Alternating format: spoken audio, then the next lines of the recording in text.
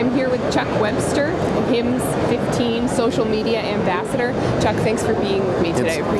I love being here. Thank you for having me.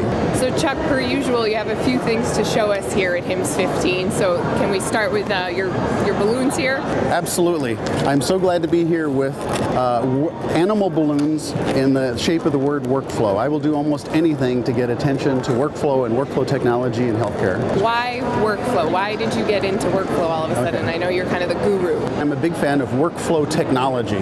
So you can think of workflow and workflow technology as being like an onion. On the outside layer, you've got this sort of conversations in the hall. Everybody knows that there's a problem with workflow. At the next layer down, you've got analytics, and so you've got the data that people are gathering much from the Internet of Things and so forth. And then at the very core, you have workflow engines, visual workflow editors, what the academics call process-aware technology.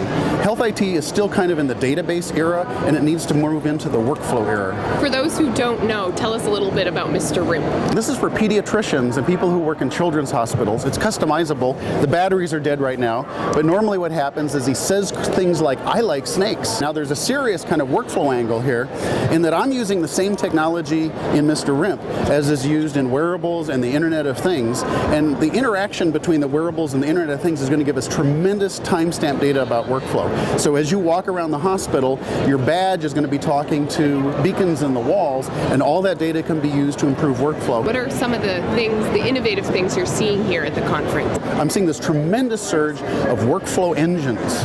5% of the exhibitor websites actually mention workflow engine. Now what's really cool is two things. First of all, that workflow technology is coming together with the real-time location technology, and there's just being able to track and know where everybody is moment by moment, use that data, run simulations, and to in real time move resources in response to surge and spikes in demand is just incredible. What I think is interesting is there's competition. Everybody wants to be on the layer that's closest to the point of care.